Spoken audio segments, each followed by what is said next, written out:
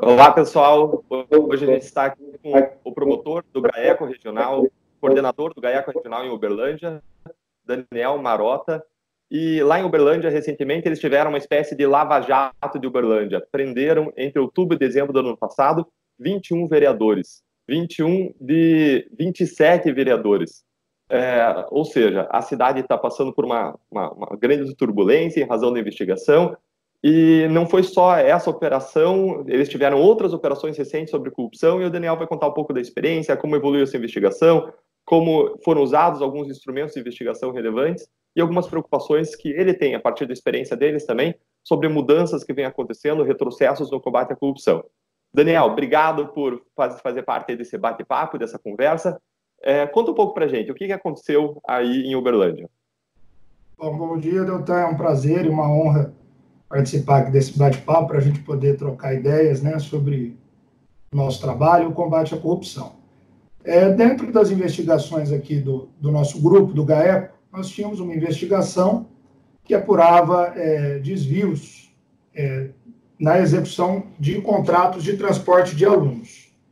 Era uma investigação grande, né, um esquema que teria durado muito tempo, né, com uma soma relevante de recursos desviados. E dentro dessa apuração, nós chegamos, por meio do uso de um acordo de colaboração premiado, a uma situação em que teria ocorrido uma obstrução, um crime de obstrução de justiça, em que pessoas que teriam conhecimento desse esquema teriam sido vítimas de assédio e até de ameaças, né, com o objetivo, então, de travar essas apurações. E, de fato, essas apurações elas estavam num ritmo mais lento do que a gente desejava, até em razão da dificuldade da coleta de provas, e com esse acordo nós então detectamos que uma dessas dificuldades residia exatamente nessas ameaças e nesse assédio sofrido por essas testemunhas que tinham conhecimento dos fatos. Conseguimos então, quebrando esse obstáculo, né, com o uso do acordo, deflagrar uma primeira operação cujo objetivo era exatamente apurar esses desvios. E nós notamos, né, durante as apurações, que o modus operandi utilizado por aquelas pessoas era a criação de inúmeras empresas, né, em nome, muitas vezes, de laranjas, e para que essas empresas, então, recebessem esses valores desviados, como se estivessem fazendo alguma prestação de serviço, né, como se houvesse um lastro que possibilitasse aquele pagamento. Dentro dessa situação, né, alguns vereadores estavam envolvidos diretamente com a questão do transporte escolar. Mas uma dessas empresas, desse grupo econômico, ela era uma gráfica. E então nós detectamos pagamentos milionários a essa gráfica.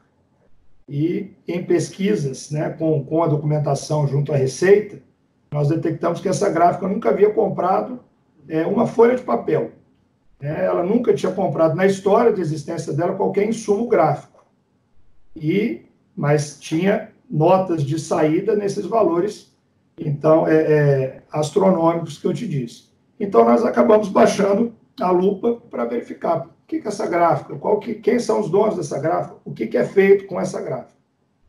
E aí nós conseguimos verificar o quê? Que, além desta gráfica, muitas outras eram utilizadas pelos integrantes aqui do Poder Legislativo Municipal.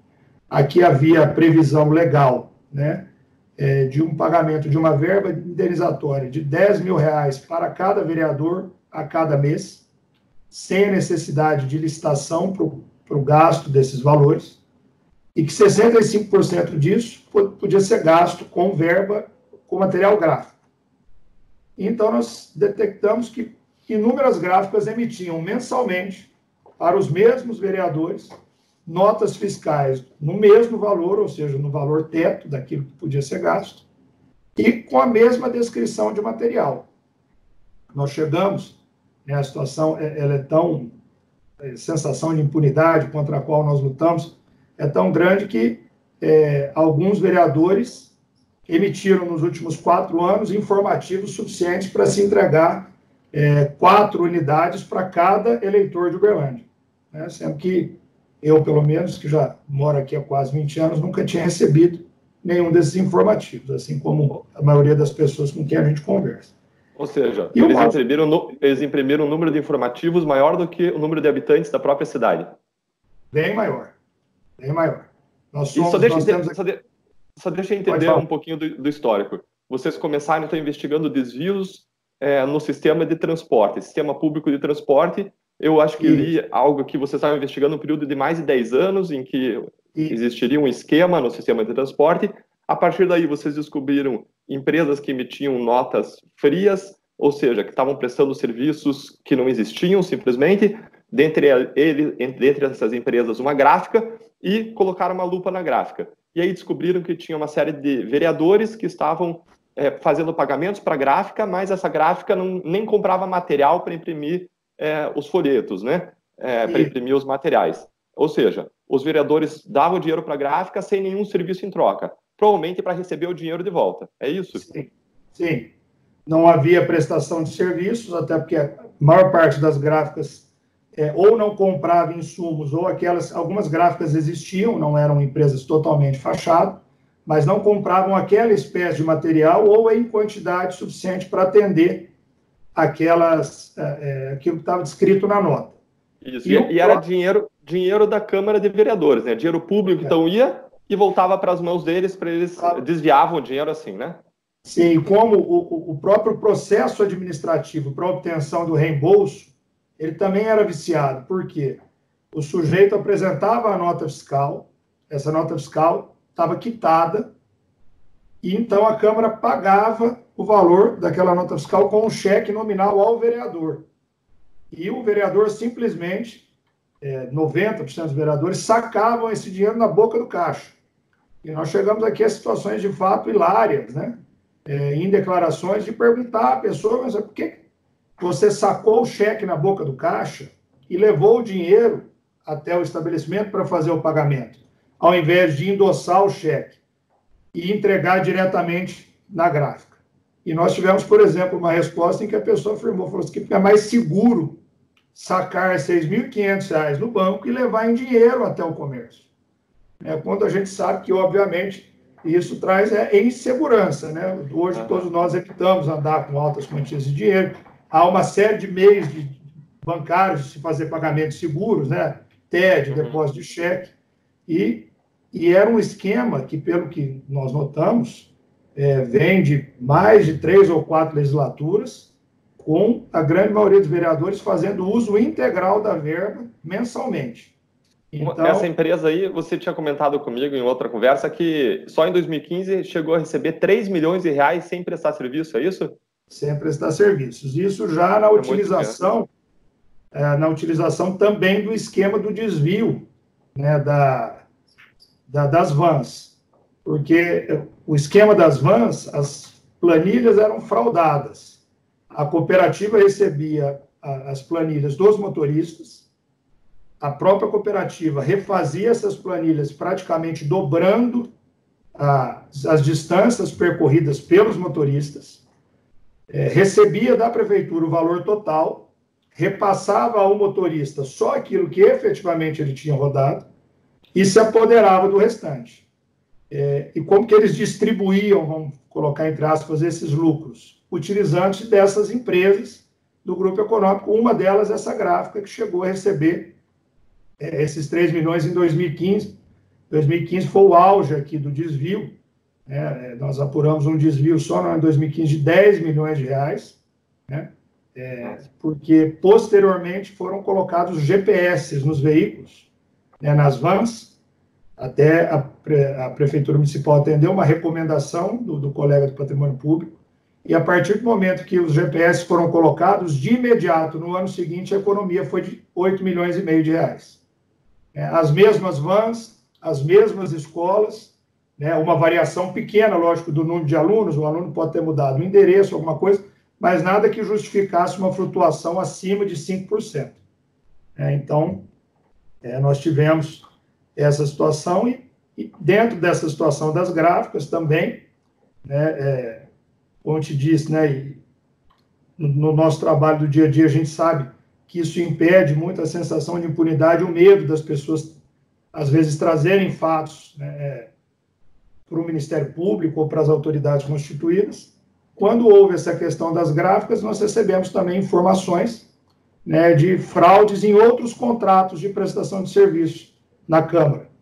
E também iniciamos investigações em situações em que a contratação era muito maior do que aquela necessária, né, para que o prestador de serviço prestasse o serviço só que era necessário, mas bem aquém daquele contratado, né, para que esse saldo pudesse ser desviado, né, por parte, das vezes, em conluio pelo empresário e pelo agente público, e outras vezes o pagamento era feito integralmente ao agente público, né, que se utilizava da ameaça de romper aquele contrato, deixar o particular sem o contrato, mas para que o contrato fosse mantido, teria que haver um pagamento.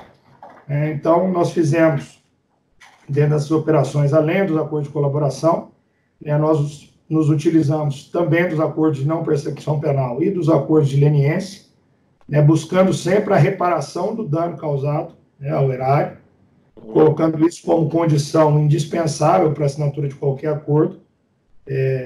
Outra condição é, se você praticou crime no exercício da função pública, você não tem condições de permanecer no exercício da função pública.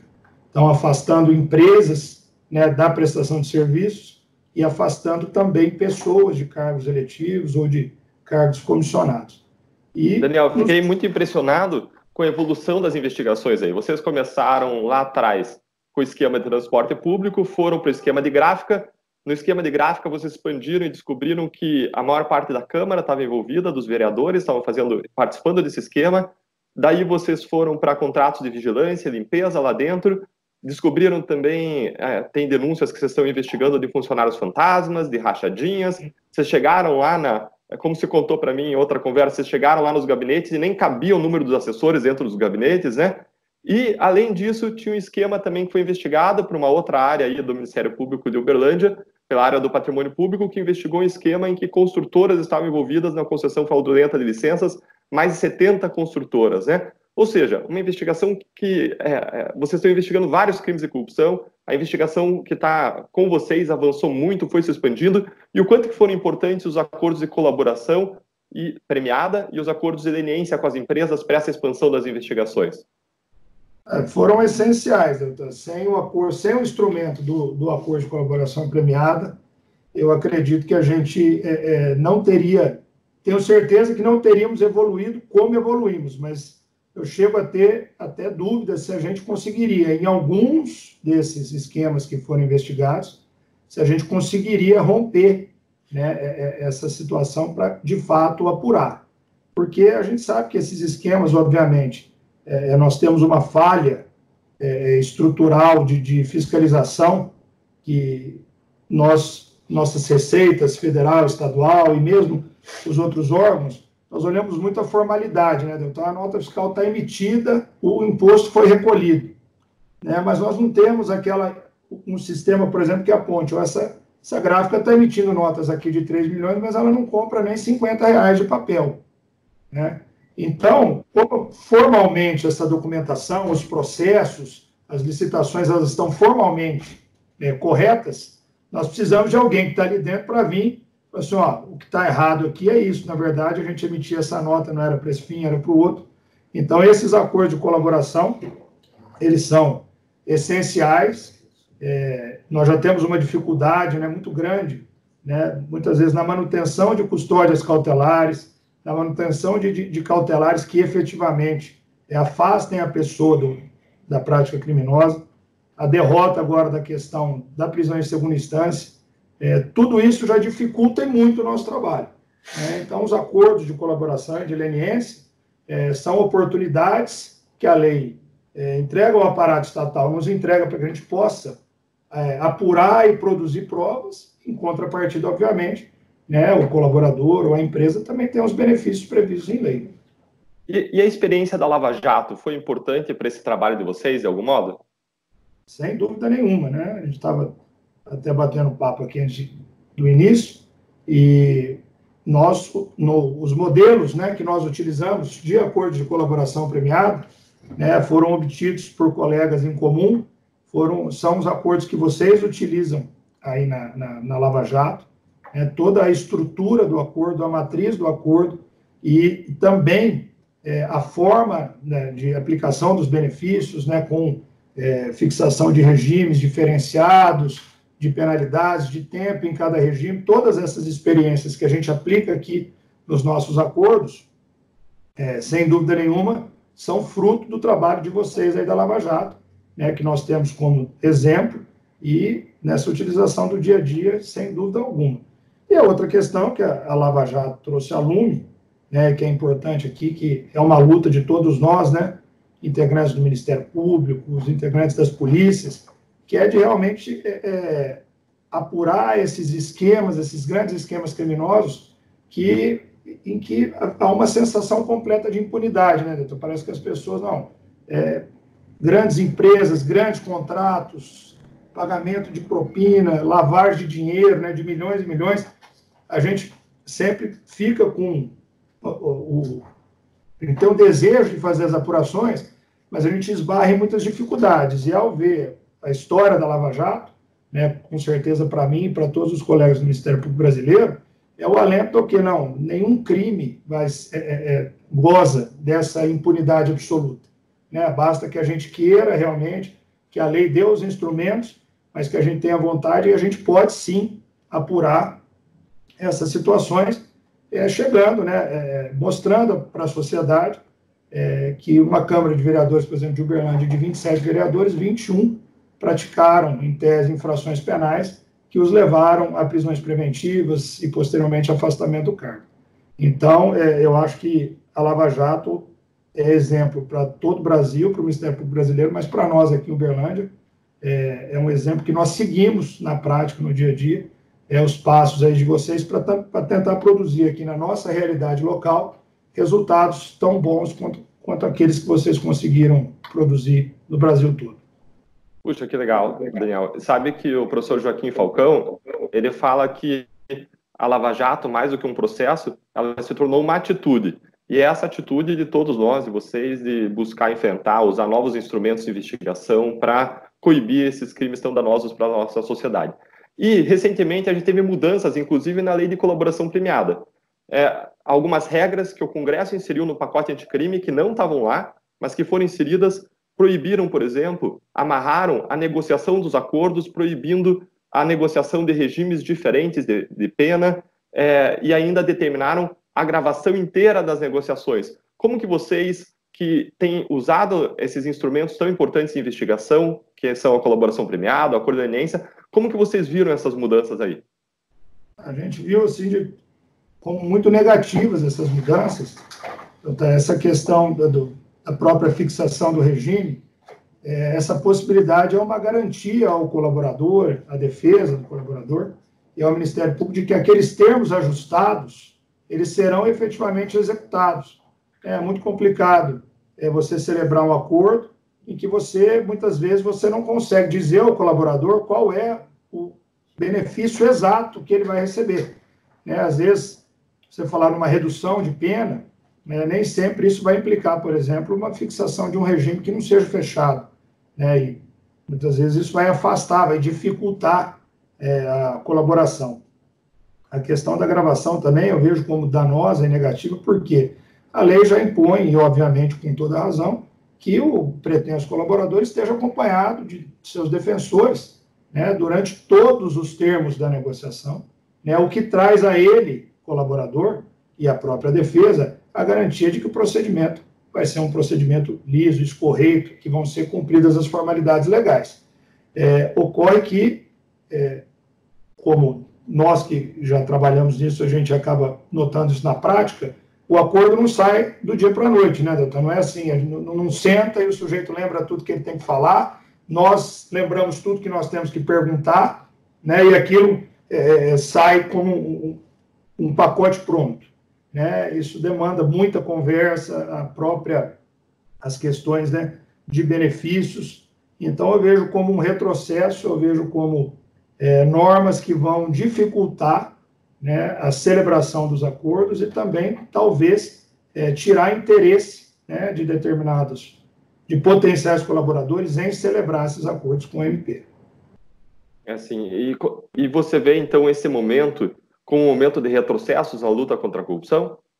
Eu vejo, infelizmente, a aprovação da lei de abuso de autoridade, na forma como ela foi aprovada, a gente vê muita gente desinformada falando que o Ministério Público tem medo da lei de abuso de autoridade. Nós não temos medo da lei de abuso de autoridade. Nós temos medo de leis inconstitucionais que são feitas sob encomenda para amordaçar o trabalho do Ministério Público.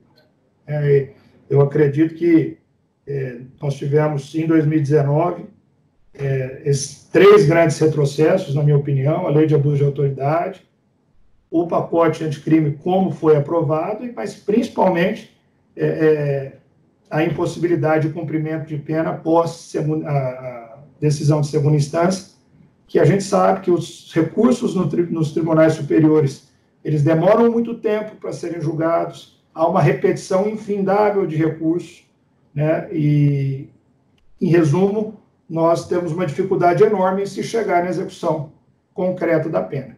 Então, eu acho que o momento de retrocesso no arcabouço legislativo, de decisões judiciais, há um retrocesso, mas que nós vamos ter que nos adequar a ele e adequar o nosso trabalho para que a gente possa tentar continuar colhendo esses frutos que são tão importantes para a sociedade. Nós vivemos num país em que, na cidade de Uberlândia, eu vou usar como exemplo, que nós estamos aqui tratando da nossa cidade, nós temos aqui um decreto de calamidade financeira, assinado pelo prefeito desde o dia que ele assumiu a prefeitura nessa última gestão, em razão da falta de recursos para pagar fornecedores, e uma série de questões, medicamentos. Ali no prédio ao lado, nós estamos vendo mensalmente, na Câmara Municipal, mensalmente ser dilapidado patrimônio público.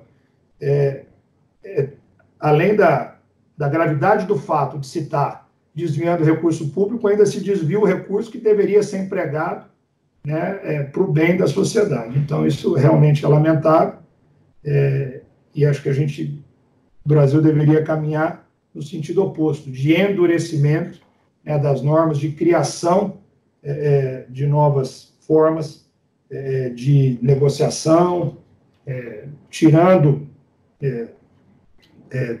dando às partes o poder realmente de negociação, tirando um pouquinho do poder judiciário mais como um ator para verificar a formalidade, a legalidade, mas nós vamos nos adequando e vamos tentando trabalhar com o que a gente tem.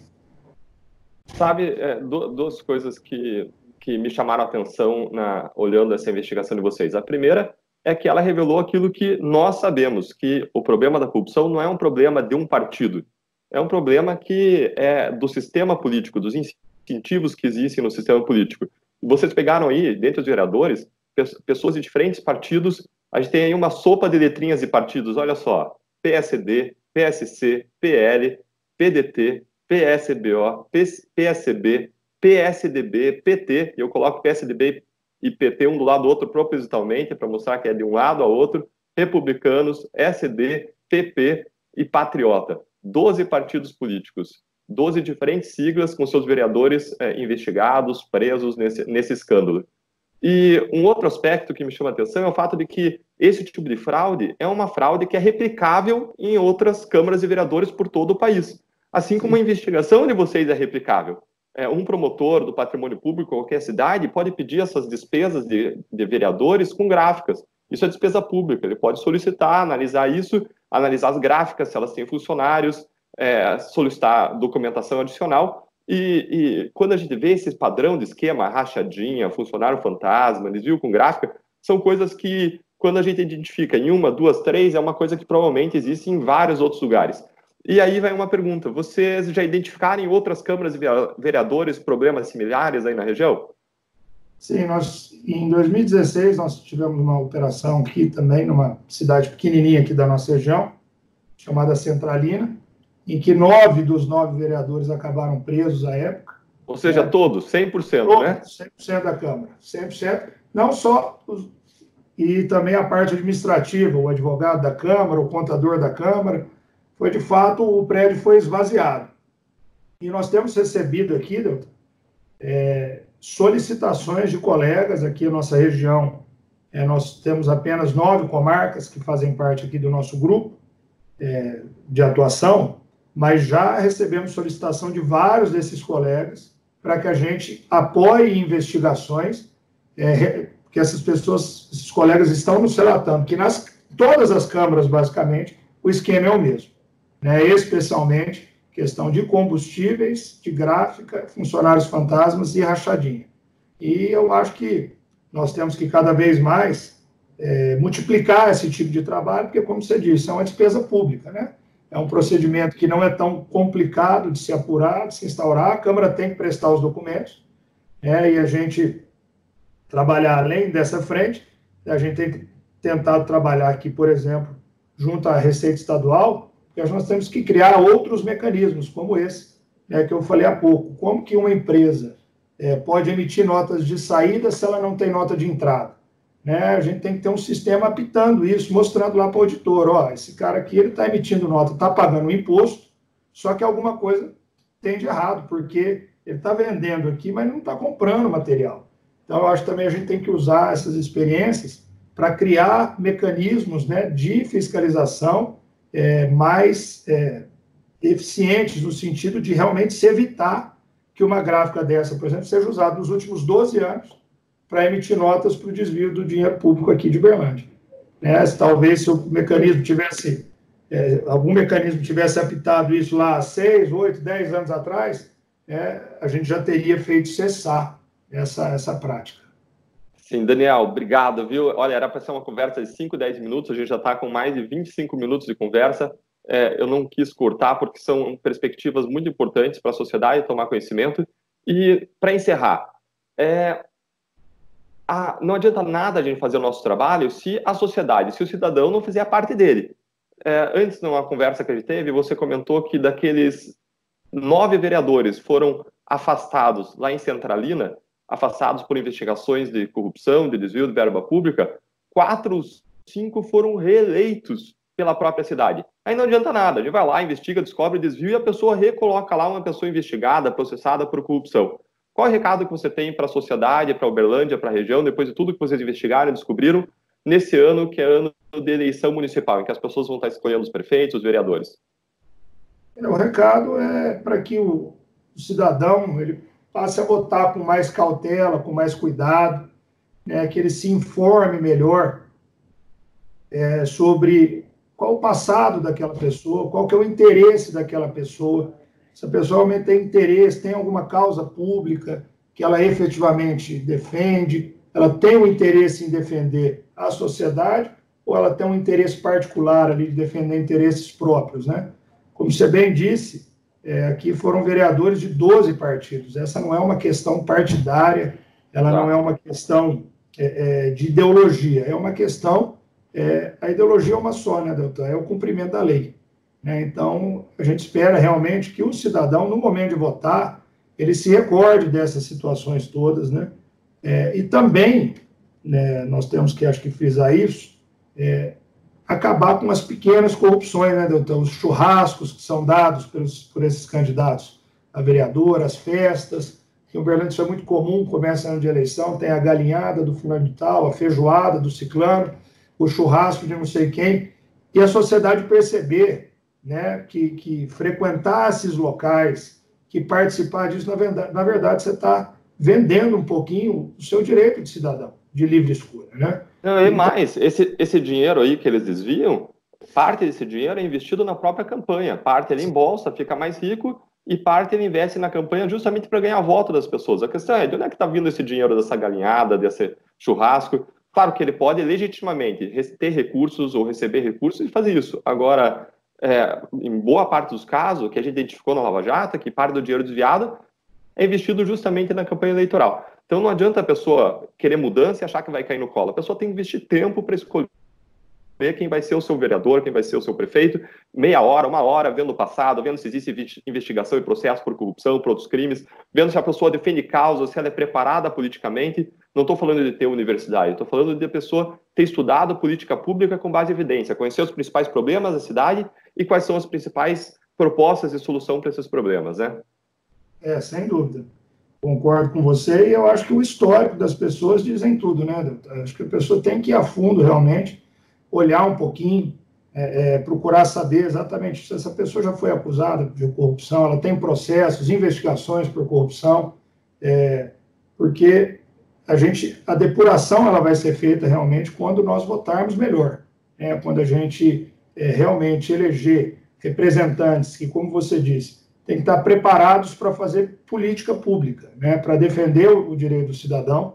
E eu acho que a informação, né, o direito à informação da sociedade, que ficou um pouco prejudicado também pelo projeto de lei de abuso de autoridade, né, em razão da série de vedações, né, dirigidas às autoridades e à própria imprensa, dificultam que a gente faça com que essas informações cheguem ao cidadão, né, mas também o cidadão tem que ter o interesse nisso, ele tem que ir atrás disso, ele tem que saber a importância do voto dele, porque a cidade, o Brasil, o Estado, a má aplicação dos recursos, muitas vezes a pessoa acha que eu não faço uso da rede pública de saúde, eu não faço uso da rede estadual de ensino, mas são todas as questões, se nós não tivermos uma vida boa para toda a sociedade, ainda que você não use esses serviços, isso vai respingar na sociedade como um todo, na questão da violência pública, né, na sensação de insegurança.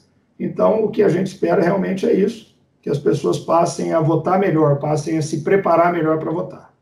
Legal. Daniel, obrigado, parabéns pelo trabalho que vocês estão desempenhando, toda a equipe de vocês, com a polícia, com os colegas aí do MP estadual, do GAECO e de fora do patrimônio público. Queria deixar o registro da nossa admiração por esse trabalho tão bem feito, por esse trabalho de combate à corrupção que se expandiu tanto, e a gente sabe que isso envolve riscos profissionais, riscos, vocês vêm respondendo também a representações, reclamações do Conselho Nacional do Ministério Público, quem trabalha muito e incomoda é representado lá mesmo, vem correndo riscos pessoais, inclusive, então quero deixar meu registro de admiração, meu incentivo para que vocês sigam em frente, vamos seguir, apesar dos obstáculos, né, apesar das pedras no caminho, vamos colher essas pedras aí e construir um castelo. Vamos fazer o nosso melhor com as dificuldades que aparecem. Daniel, obrigado. Grande abraço a todos vocês aí, viu? Então, obrigado. Eu agradeço a oportunidade de ter tido essa conversa aqui com você. Saiba que você e todos os nossos colegas aí da Lava Jato são um exemplo, né, para a sociedade, para o Ministério Público brasileiro. Não é diferente aqui com a gente. Muita admiração por todos vocês, pelo trabalho que vocês desenvolveram. E nós estamos aqui à disposição para seguir juntos aí nesse trabalho.